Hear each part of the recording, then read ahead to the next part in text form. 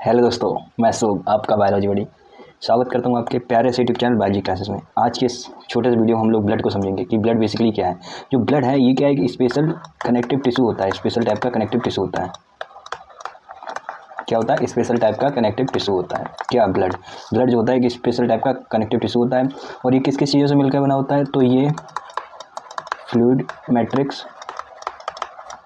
Plus plasma plus formed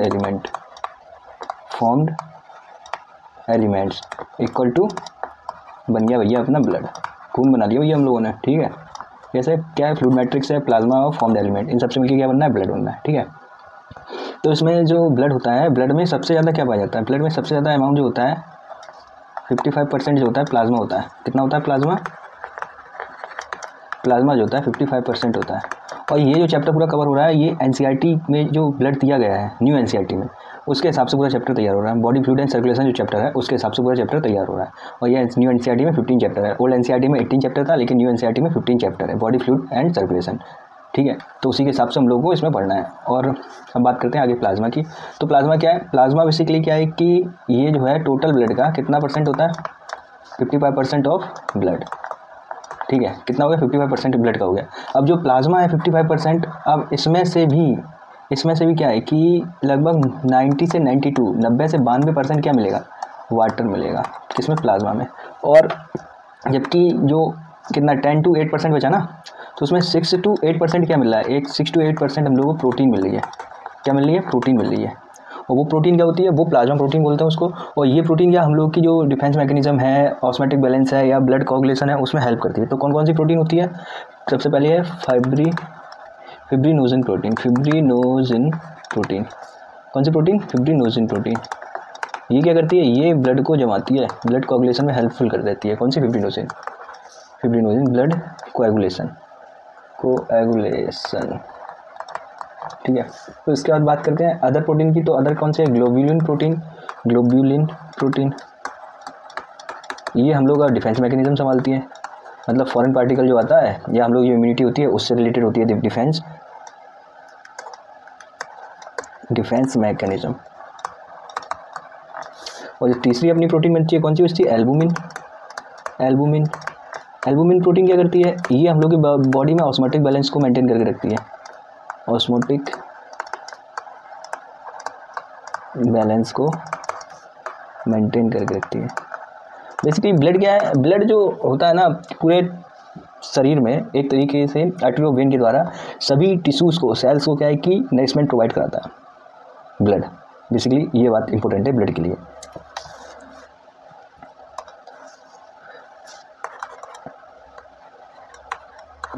पूरी body में sales and tissues को क्या प्रोवाइड कराता है? टिश्यू को नरिशमेंट प्रोवाइड कराता है। और साथ ही साथ में क्या करता है? उनसे जो हार्मफुल जो एलिमेंट्स होते हैं उनको लेके कहा जाता है, किडनी साइड लेके जाता है, जो वहाँ से फिल्टर होकर बॉडी से बाहर निकल जाते हैं। तो बॉडी सेल को नरिशमेंट प्रोवाइड कराता है। अब उसके बाद बात कर लेते हैं, ये तो गया प्लाज्मा की। अब प्लाज्मा के बाद बात करते हैं इसकी फॉर्म्ड एलिमेंट की। तो फॉर्म्ड एलिमेंट में बेसिकली 3 टाइप होते हैं। 3 टाइप कौन से? एरिथ्रोसाइट को आरबीसी भी कहते हैं। क्या बोलते हैं? आरबीसी भी बोलते हैं। फिर सेकंड टाइप है ल्यूकोसाइट को क्या बोलते हैं? ल्यूकोसाइट को डब्ल्यूबीसी भी बोलते हैं। ल्यूकोसाइट का दूसरा नाम क्या है? WBC white blood cells. Erythrocyte RBC red blood cells. और थ्रोम्बोसाइट्स का दूसरा नाम क्या है? यही है भैया प्लेटलेट्स, जो कि जब डेंगू हो जाता है तो यही डाउन हो जाती हैं। कौन? Thrombocytes, platelets. ठीक है, तो ये फॉर्म्ड एलिमेंट 3 टाइप के हो गए, erythrocyte RBC, leucocyte WBC, thrombocyte platelets. ठीक है, तो आरबीसी की बात कर लेते हैं। तो आरबीसी बेसिकली क्या होती है कि ये मोस्ट अबंडेंट होती है। ठीक है, कितनी होती है? 5 से 55 मिलियन पर mm³ प्रेजेंट रहती हैं। ठीक है, फिर इसके बाद जो आरबीसी जो होती है ये कहाँ बनती है? ये formed in red bone marrow in adult में कहाँ पे बनती है? रेड बोन मैरो बनती है, एडल्ट। ठीक है, फिर इसके बाद बात करते हैं जो आरबीसी है ये हेल्दी पर्सन में क्या अमाउंट होगा आरबीसी का? तो हेल्दी पर्सन में 12 to 16 ग्राम ऑफ एचबी होगा इन हेल्दी पर्सन। ठीक है, उसके बाद आरबीसी की और बात करें तो इसकी लाइफ स्पैन क्या है, लाइफ स्पैन, तो इसकी लाइफ स्पैन है 120 दिन की। 120 दिन के बाद ये उससे डेथ हो जाती है।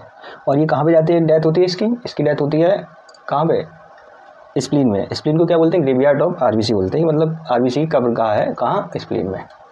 ठीक है, तो इसको थोड़ा आरबीसी यहाँ पे लिख देते हैं स्प्लीन।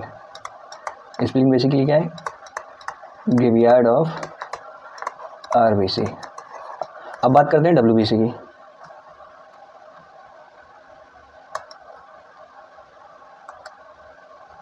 डब्ल्यूबीसी के लिए कलर चेंज कर लेते हैं हम लोग। डब्ल्यूबीसी क्या, वाइट ब्लड सेल्स बोलेंगे। ये कितनी होती है, ये 6000 से 8000, कितनी, 6000 से 8000 पर mm³ देखने को मिलती है। ठीक है, ये कैसी होती हैं, ये कलरलेस होती हैं।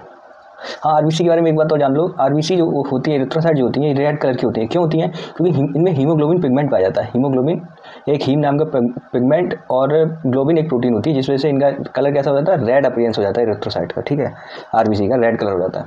डब्ल्यूबीसी की बात करें तो इसमें क्या होता है कि ये कलरलेस होती हैं, कलरलेस। क्यों, क्योंकि इनमें क्या एब्सेंट होता है, क्या एब्सेंट होता है, हीमोग्लोबिन, जबकि इनमें HB क्या होता है, प्रेजेंट होता है, जिस वजह से इनका colour red blood colour red colour हो जाता है, रेड आरबीसी बोलते हैं इसको। वाइट ब्लड वाले केस में HB एब्सेंट होती है। फिर बात करते हैं कि जो ल्यूकोसाइट होती हैं, ये ल्यूकोसाइट या डब्ल्यूबीसी जो है, डब्ल्यूबीसी ये कितने टाइप की होती हैं, 2 टाइप की होती हैं। नंबर 1 कौन सी होगी, एक होगी ए ग्रेन्युलोसाइट, ए ग्रेन्युलोसाइट,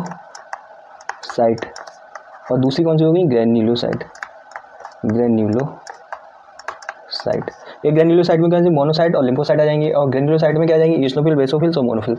ठीक है, अब प्लेटलेट्स की बात कर लेते हैं। तो प्लेटलेट्स जो होते हैं एक नॉर्मल हेल्दी पर्सन में कितनी होती हैं, ये होती हैं 1.5 लाख से, कितने लाख से, 1.5 लाख से 3.5 लाख। हेल्दी पर्सन में कितनी प्लेटलेट होती है, ये 1.5 लाख से 3.5 लाख पर mm³ होती हैं, पर mm³ होते हैं। ठीक है, ये होते हैं, ये दीज आर जो होते हैं, ये सेल के फ्रेगमेंट्स होते हैं। क्या होते हैं, platelets are cell fragments, cell के फ्रेगमेंट्स होते हैं जो कि किसके द्वारा प्रोड्यूस होते हैं, प्रोड्यूस्ड बाय मेगाकैरियोसाइट के द्वारा प्लेटलेट्स प्रोड्यूस होती हैं। फिर इसके बाद बात करते हैं कि ये कहाँ पे होती हैं, कहाँ पे, special cell in bone marrow. कौन सी सेल में, special cell in bone marrow. फिर उसके बाद बात करते हैं कि जो ये प्लेटलेट्स का मेनली फंक्शन क्या है, तो ये क्या करती हैं, ब्लड को कोआगुलेशन में हेल्प करती हैं। तो help in coagulation of blood. फिर उसके बाद बात करते हैं ल्यूकोसाइट की या डब्ल्यूबीसी की। तो सबसे पहले उसमें बात कर लेते हैं ग्रेन्युलोसाइट की। तो ग्रेन्युलोसाइट में बेसिकली 2 होती हैं, कौन कौन सी होती हैं, सबसे पहले नंबर 1 मोनोसाइट कितनी होती है, ये 6 से 8% होती हैं। इसमें ये किस में हेल्प करती है, हेल्प इन फैगोसाइटोसिस, मतलब कि जो फॉरेन पार्टिकल होगा या जो बैक्टीरिया होगा उसको क्या फैगो कर लेनी, खा लेनी उसको, मोनोसाइट। ठीक है, तो उसके बाद बात करते हैं लिम्फोसाइट की। लिम्फोसाइट क्या करते हैं, ये कितनी परसेंटेज होती है, इनकी परसेंटेज होती है 20 से 25% डब्ल्यूबीसी में। ठीक है, और इनका बेसिकली हेल्प क्या होता है, ये क्या किसके लिए रिस्पॉन्सिबल होती हैं,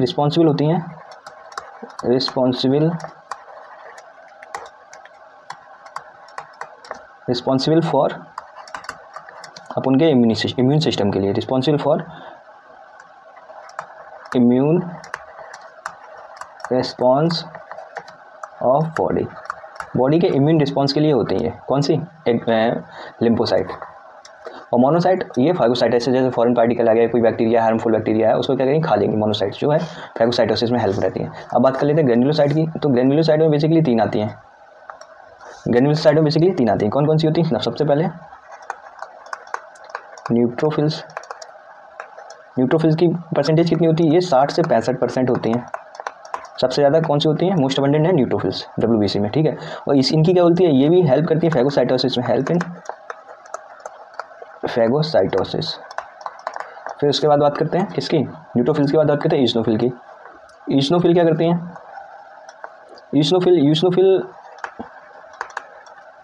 ईओसिनोफिल सबसे पहले तो इनकी परसेंटेज देखते हैं कितने परसेंट होते हैं। ये 2 से 3% होते हैं अपनी WBC में। और ये किसमें हेल्पफुल रहती हैं? ये हेल्प करती हैं, ये हेल्प किसमें करती हैं? ये हेल्प करती हैं इन्फेक्शन और जो एलर्जिक रिएक्शन होते हैं उनके लिए रेसिस्ट करती हैं।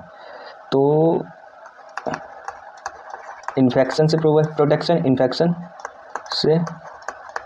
प्रोटेक्शन और एलर्जिक रिएक्शन में हेल्पफुल रहती हैं। एलर्जिक रिएक्शन में हेल्पफुल, ठीक है। कौन? ईओसिनोफिल। अब उसके बाद अपने बचते हैं लास्ट में कौन सा नंबर है? लास्ट में अपना नंबर आया था बेसोफिल्स का। ये बेसोफिल्स की बात करें तो बेसोफिल्स जो होती हैं इनका कितना परसेंटेज होता है अपनी बॉडी में? बेसोफिल्स का जो मेनली परसेंटेज होता है इसका होता है 0.5 से 1%। कितना? 0.5 से 1%। और ये किस में करती हैं? ये इन्वॉल्व होती हैं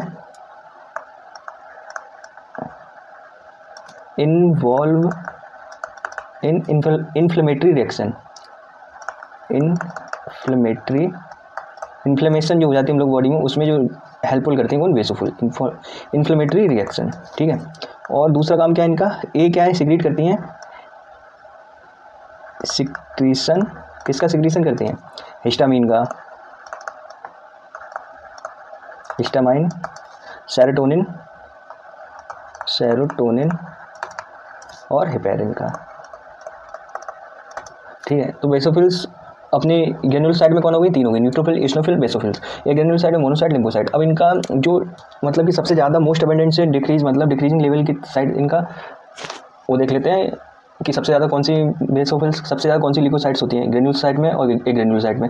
तो सबसे ज़्यादा अपनी होती है न्यूट्रोफिल्स के बाद आती है लिम्फोसाइट के बाद अपनी आती है मोनोसाइट के बाद आती है ईओसिनोफिल के बाद आती है बेसोफिल्स, ठीक है। सबसे ज़्यादा कौन सी? न्यूट्रोफिल्स, फिर लिम्फोसाइट, फिर मोनोसाइट, फिर ईओसिनोफिल्स, फिर बेसोफिल्स। जैसे NLM से याद कर सकते हैं, और फिर ईओसिनोफिल, फिर बेसोफिल्स, ठीक है। तो ये इसकी याद करने की टेक्निक है। फिर उसके बाद बात करते हैं थोड़ी जो प्लाज्मा होती है, ब्लड को कोएगुलेट मतलब ब्लड को जैसे कहीं चोट लग जाती है तो जो ब्लड जम जाता है या ब्लड रुक जाता है, तो उसको ब्लड को कोएगुलेट करने के जो फैक्टर होते हैं ना, वो अपने प्लाज्मा में प्रेजेंट होते हैं। ब्लड को कोएगुलेट करने वाले फैक्टर, ठीक है, ये प्लाज्मा में प्रेजेंट होते हैं। प्लाज्मा में प्रेजेंट तो होते हैं, बट इनएक्टिव फॉर्म में प्रेजेंट होते हैं, एक्टिव नहीं होते हैं, इनएक्टिव फॉर्म में, ठीक है। फिर उसके बाद बात करते हैं तो जो प्लाज्मा होता है, अगर प्लाज्मा में से क्लॉटिंग फैक्टर निकाल दिया जाए, प्लाज्मा में से माइनस कर दिया क्या? क्लॉटिंग फैक्टर, तो इसको हम लोग क्या बोलेंगे? इसको हम लोग सीरम बोलेंगे, ठीक है। तो ये इंपॉर्टेंट लाइन थी। और ये जो टॉपिक कर रहा है ना आपको, यहाँ से नीट 2024 में 110% 2 क्वेश्चन आपको मिलेंगे, ठीक। Thank you.